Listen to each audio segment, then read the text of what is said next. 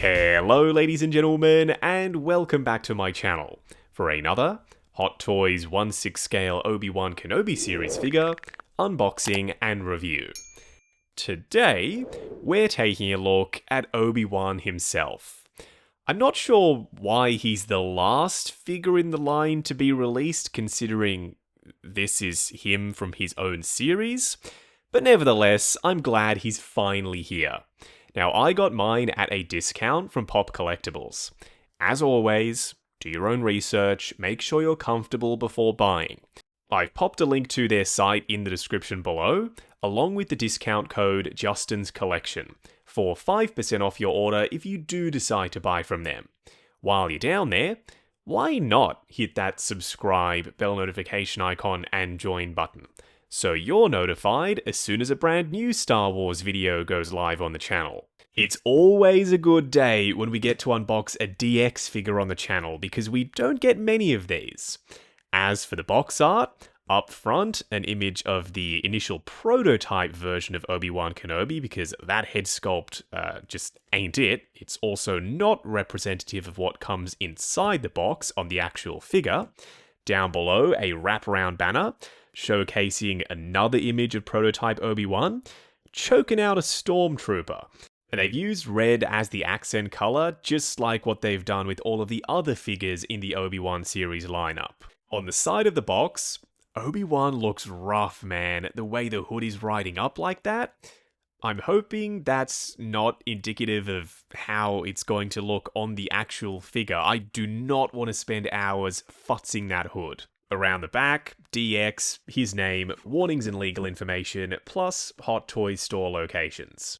Ooh, this artwork I absolutely love. The composition with Kenobi looming large on the right side, Vader in the background, the Inquisitors up front, with Vader's castle behind them. That just all works for me. The thing that doesn't is Kenobi is a figure, Vader is, the Grand Inquisitor is, but the rest of the Inquisitors, including Reva, aren't. Those are the actors in costume, which is particularly strange because they released Reva, and she was a really solid figure, so I'm not sure why they didn't put an image of that figure right here on the front of the box with everyone else. But down below, we've got a metallic foil Star Wars logo. On the side of the box, a Disney logo, Obi-Wan's saber spilling over the edge from the front cover, and his name in the middle. Around the back, this stuff is the same as what we just saw on the back of the slipcover, but we've also got some additional artwork now. There's the sand down below for Tatooine, and the twin suns directly above it. This is why I love DX boxes. Not only are they made of this very thick, sturdy cardstock, but we've got so much artwork, both on the slipcover, underneath it, inside the box. There's artwork everywhere. On this piece, which is foam backed by the way to protect the figure underneath it, an image of battle-damaged Vader's helmet, this is the actual figure, Obi-Wan up front, and there's a read-up down below, but the tenses are all over the place. We've got past tense for the first sentence, then present tense for the one that comes after it. Grammar may not be all that important to most, but I think for figures of this price point, at the very least, they can use some sort of tool to check their grammar and make sure it's all correct. Someone is going to tell me that it's not important, or it is correct, but I stand by what I said. First in-hand impressions for Kenobi, Obi-Wan Kenobi. So far, so good. I'm actually liking the head sculpt, but that's just first impressions. I reserve the right to change my opinion throughout the course of the video. What we're going to do now is get all of his accessories laid out in the light box and take a closer look at everything he comes with. Before we get stuck in, can anybody tell me how this is a DX array of accessories? DX used to mean something. They were the highest quality figures that Hot Toys could possibly give us. They came with the most amount of stuff. Nowadays, I'm not so sure what DX means. Vader gets a pass from me because 2 head sculpts, the figure had a light-up effect, USB-C powered saber, 2 bases, and one of them also had a light-up effect. Obi-Wan comes with a standard figure array of accessories at best. And the worst part is, that box with Anakin's lightsaber hilt in it isn't even included unless you get the special edition version of him. Anyway, rant over, let's start off with Obi-Wan's base. It's a retool of what we saw with Mark 85 Battle Damaged and Darth Vader, also from the Obi-Wan Kenobi series line.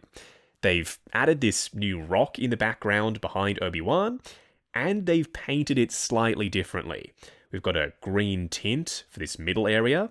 There's some black shading done with an airbrush, you can tell because of the soft edge, some speckling of grey, and a lighter grey dry brush. There's a translucent flight pole around the back, a spring-loaded waist clamp, which is safe to use with Kenobi because his outfit is full fabric, as well as these floating rocks on these translucent posts.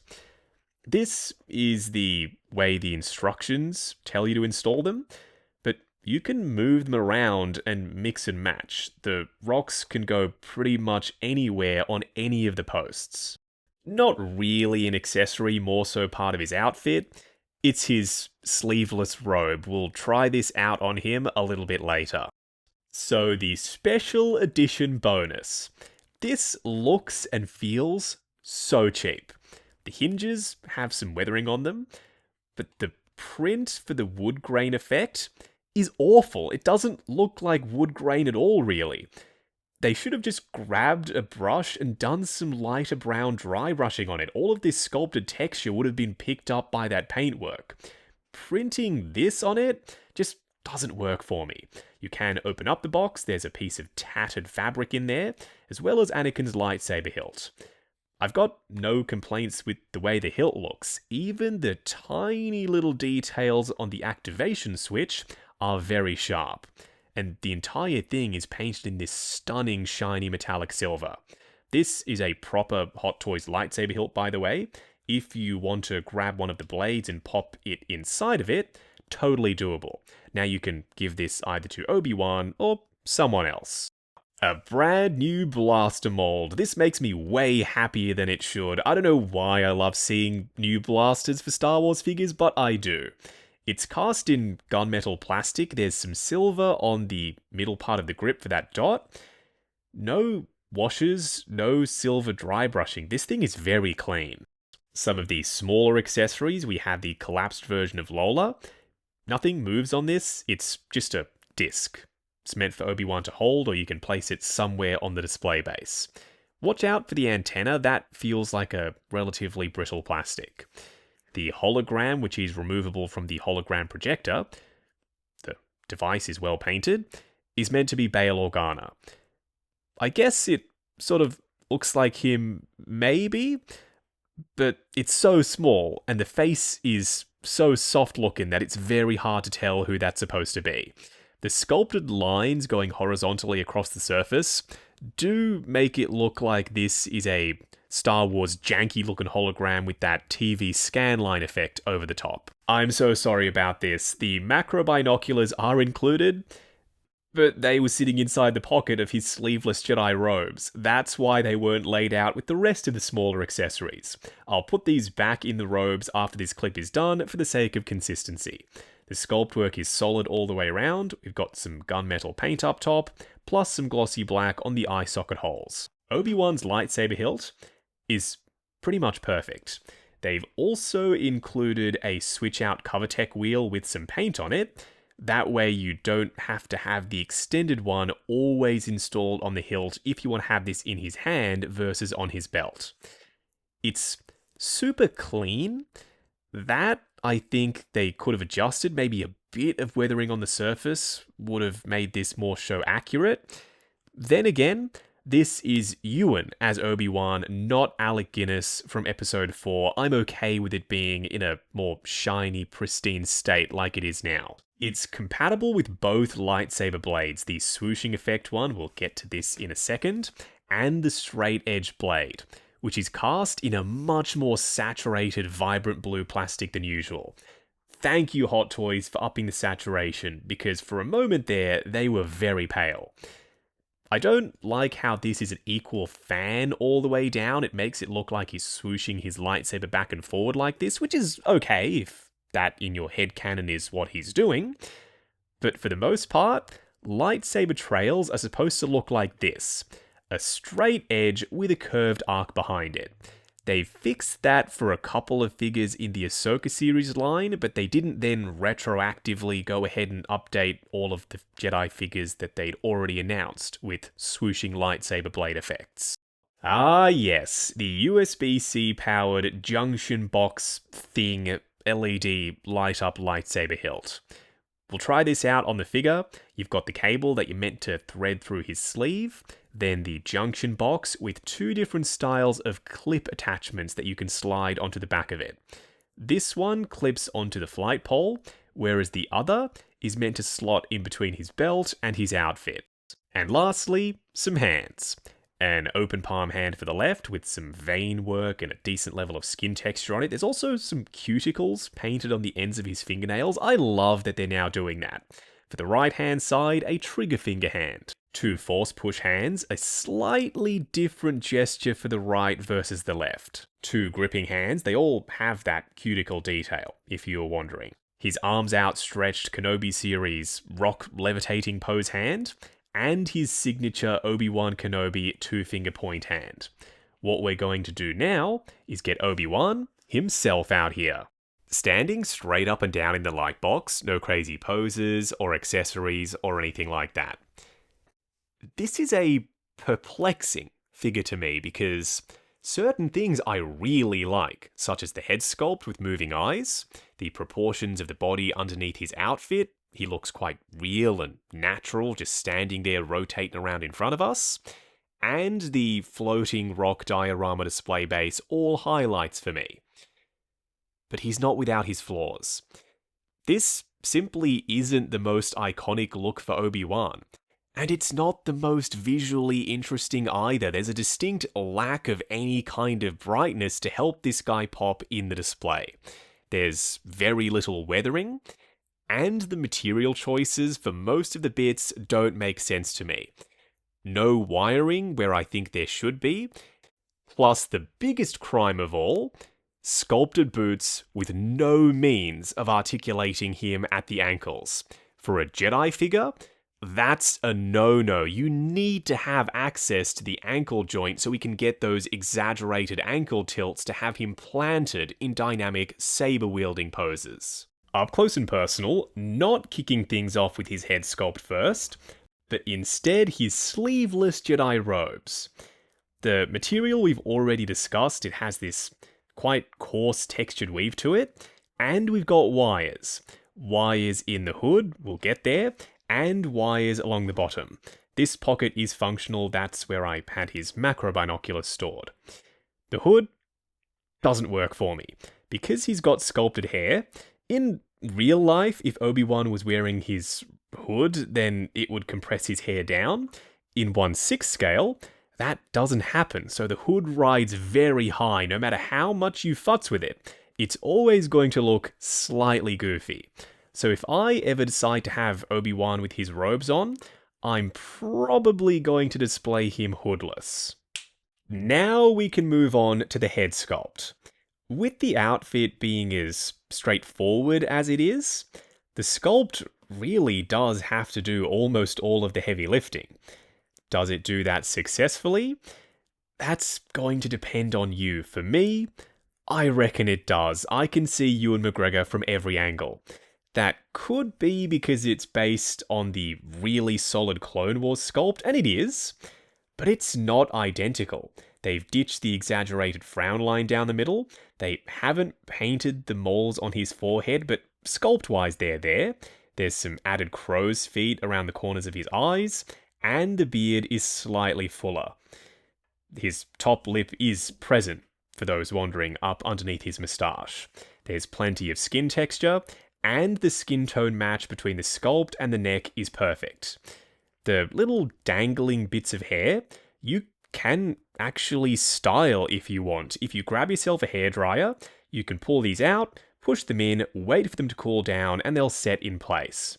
I prefer them closer to the sculpt versus sticking out, so that's something I'm going to change after this video is done. The hair around the back is quite solid, so that is going to limit articulation when you have him looking upwards. The best part about this sculpt for me is that it's got moving eyes. Ooh, with the shadow on this side of the sculpt, the Ewan likeness is very strong. So to move the eyes around, you have to remove the head sculpt. You can also see all of the texture for the hair now that we've taken it off. There's a gold, almost dry brush over the top to highlight those individual strands. Getting sidetracked now. The eyes are individually articulated, so you can either use your finger to move them, or they've included a tool as well. I'm a fan of side-eye, but if you're not, you can have them looking up or down if you want. Just customize it and have your Obi-Wan looking in whichever direction you want him to. See what I mean? Side-eye is where it's at with a head tilt. Angles are this sculpt's best friend. I say that pretty often nowadays, but it's true for this head sculpt. That looks real to me. The detail on the surface of the skin with the subtle, almost sunspotting, because he's been stomping around on Tatooine, that makes sense. All of it combined screams Ewan McGregor from this series. There's not much to look at around the back except for maybe his hair, and I don't want to discount the sculpt for the hair. It's very impressive with the strands going all over the place.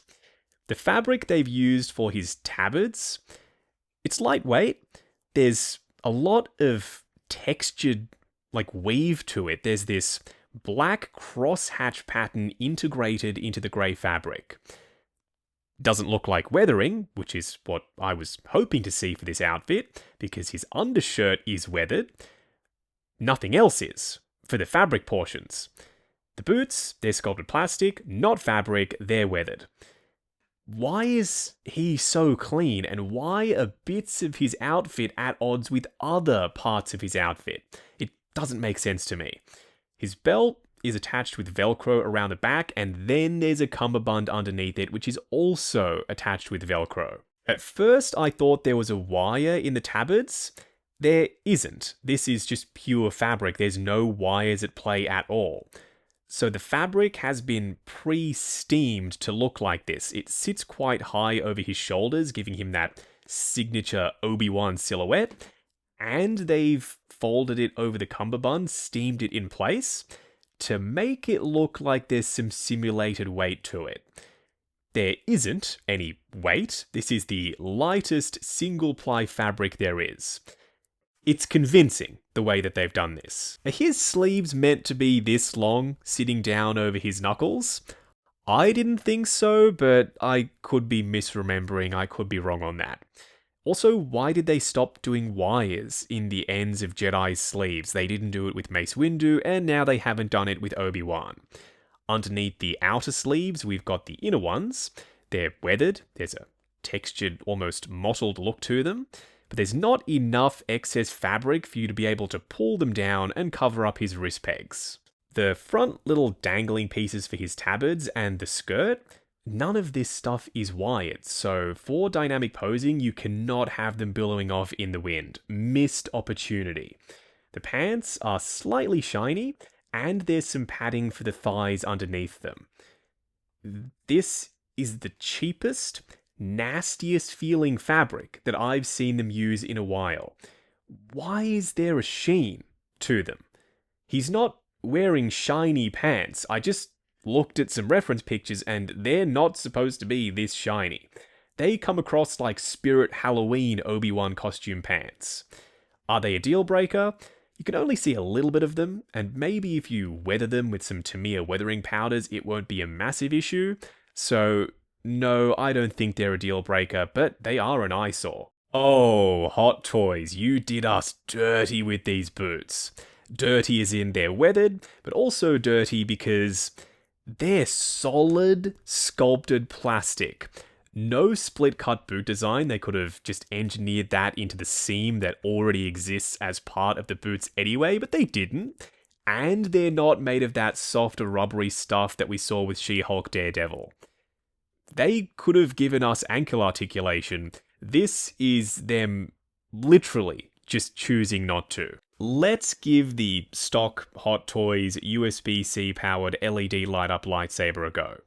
So it's connected via this thin cable to the junction box, and you can thread this through his outfit if you're more adventurous than I am and you want to start undoing everything and then managing the cable.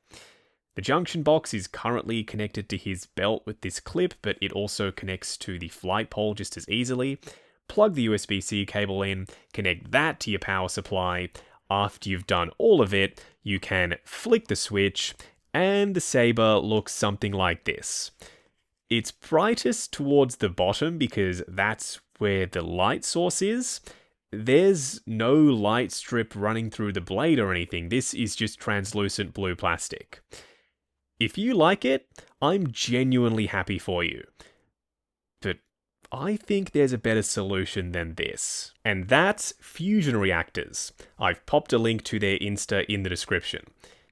This is the stock blade once again in low light this time. It's serviceable. Here is the fusion reactor's lightsaber blade. The hilt is less detailed, but it's a trade-off. Do you want a more detailed hilt with a mediocre light-up effect? Or do you want a hilt that still looks good, but is in his hand anyway, so you're not going to be able to see the entire thing? The blade, night and day difference. The fusion reactors one is so much brighter. It looks like a real lightsaber compared to what Hot Toys gave us. At the end of the show, Ewan was wearing his Mythos Obi-Wan costume, and Sideshow made a figure of Mythos Obi-Wan. So let's see how this head sculpt looks on that body. Almost perfect. The only thing that just isn't quite right for me is his hairstyle.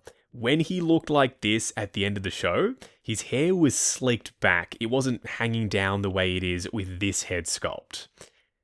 It's not a bad look. If you have Mythos Obi-Wan and you're grabbing this head sculpt off eBay or something, it doesn't properly connect to the neck connector, but the neck is thick enough that there's friction. When you pop the head sculpt over the top of it, it sits in place and it's adjustable. If you want it to sit up a little bit higher, just pull it up, or you can push it all the way down. Am I considering now picking up a second one of these heads to display on this body? Yeah, you bet I am. Even though the hairstyle isn't right, I prefer this head sculpt compared to what came on this body originally. Very random, I know, this head sculpt has no business being on this body. Why does it look so good then? The longer hair and the fuller beard complement the Clone Wars armor perfectly.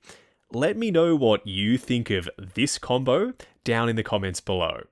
For a quick side-by-side comparison, DX Obi-Wan, DX Darth Vader, both from the Obi-Wan Kenobi series. Hayden Christensen in the outfit versus Ewan McGregor as Kenobi. It doesn't get much more iconic than this for a prequel trilogy fan like me. If you're not interested in picking up Reva and Grand Inquisitor and the Purge Trooper and the 501st Trooper, you just want two figures to represent this show in your collection, yeah, I think you're looking at them. Poor Purge Trooper. When he was released, he was labelled as one of the worst Hot Toys figures of that year. Do I think he's that bad? Nah, he's surprisingly decent actually, just give him a chance. He is ever so slightly taller than Obi-Wan Kenobi. Oh boy, talk about a figure that gets a bad rap. I believe that Reva was let down by the writing in the show. Moses Ingram, a fantastic performer. She was incredible in The Queen's Gambit. But I didn't connect with Reva in the Obi-Wan Kenobi series. The figure herself, outstanding, and she looks really good next to Obi-Wan Kenobi. And then finally, the Grand Inquisitor. Shorter than Obi-Wan, I'm not going to have these two displayed together. I'm going to use him somewhere else in the collection, probably as a Rebels Grand Inquisitor stand-in. Going over articulation, starting off with his head sculpt. It's on a rubbery neck with a double ball peg inside of it, so a ball joint at the bottom and another one up underneath the head itself. Looking forward to there, looking up to there, restricted by the sculpted hair around the back, swivel, and pivot side to side. His arms will go up to there, relatively unhindered thanks to the full fabric outfit, going forward to there, going back, butterfly joint at the shoulder that hinges up and down. Swivel at the bicep, double bend at the elbow, easily going past 90, then for the wrist peg, it's a hinge and swivel. His torso crunches forward to there, going back to there, swivel, and pivot side to side. Legs go forward, damn that's a stiff joint, to there, going out to there, swivel at the upper thigh. Ratcheted double bend at the knee, very soft ratchets mind you, going past 90. Then a single piece sculpt for the boot, not made out of a soft material, so no forward and back, no ankle tilt, only swivel. Moving on to the 3 cool and 3 annoying things. The first annoying thing is, please Hot Toys, stop being cheap.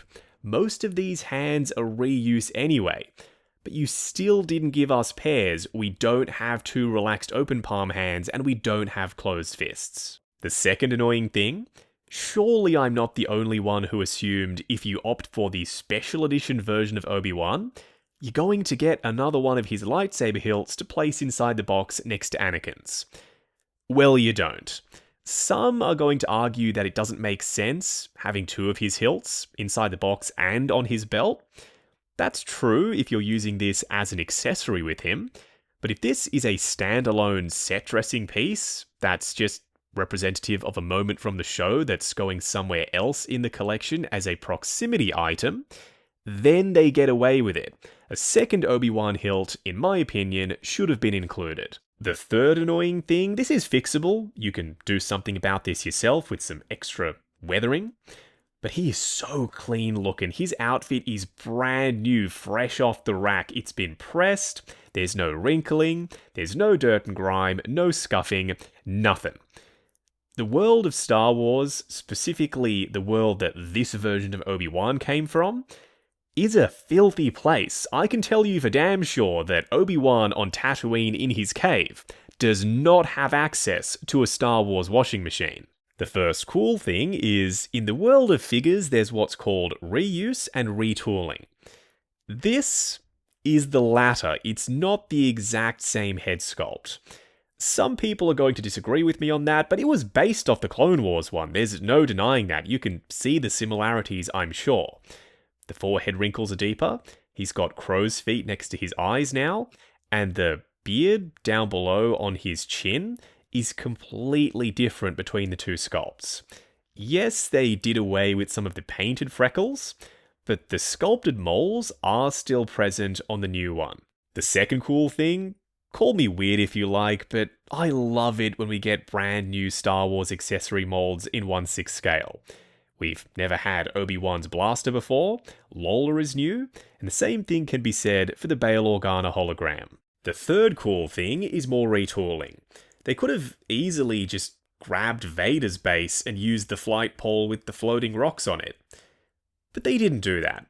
They not only added this huge rock off to one side, but they painted the bottom part of the base slightly differently for Obi-Wan. Wrapping up on Hot Toys Obi-Wan based off his appearance in the Obi-Wan Kenobi series on Disney+. Some people liked the series, a lot of people didn't. I think the reception for this figure is going to be exactly the same as the show that this look was based off. Let's break it down. The head sculpt, love it. The outfit, quite boring. Lack of weathering, no split cut boots for the ankles, no articulation really at the ankles at all, which is a huge crime considering this is Obi-Wan and he's a Jedi. He needs to be able to pull off dynamic poses wielding his lightsaber, so no idea what happened there. A lack of wiring in the outfit, and not enough stuff to really warrant, in my mind, calling this guy a DX release. If we'd have gotten a second outfit, maybe the one from the end of the series or the start of it, that would have done it. A second head sculpt? Absolutely. So my question to both Hot Toys and y'all watching is, so what does make a DX figure in 2024? I reckon the reason they did this for Obi-Wan is because Vader was DX. And they were sitting there thinking, well, from a marketing perspective, we can't really have Vader be DX, but then not the main character from his own show, right? Let's not chuck in more stuff or a second outfit or a second body or a second head sculpt. Let's just trick them. We'll call it a DX, but we won't give them any of the DX stuff. Anyway, I'm sorry, I'm getting sidetracked. The figure itself is decent. If you love the series and you absolutely adore this head sculpt, go for it. If you couldn't care less about any of that stuff and the head sculpt is mid at best to you because it's based off the Clone Wars one, sit back, relax, wait for a future Obi-Wan because I highly doubt Hot Toys or Disney are done with Ewan McGregor, both in live action and in 1/6 scale. We're still waiting for Episode 1 Padawan Obi-Wan and Episode 2 Jedi Mullet Jedi Jesus Obi-Wan, which is my favourite look for him. With that being said, if you're after this particular look for him, I've popped a link to Pop Collectibles in the description below, where I got mine at a discount. I've also included the discount code Justin's Collection for 5% off your order if you do decide to buy from them. As always, do your own research, make sure you're comfortable before buying. While you're down there, why not hit that subscribe, bell notification icon, and join button if you like the sound of seeing your name in the end credits of my reviews. Like, comment, and subscribe. We'll catch you in the next video.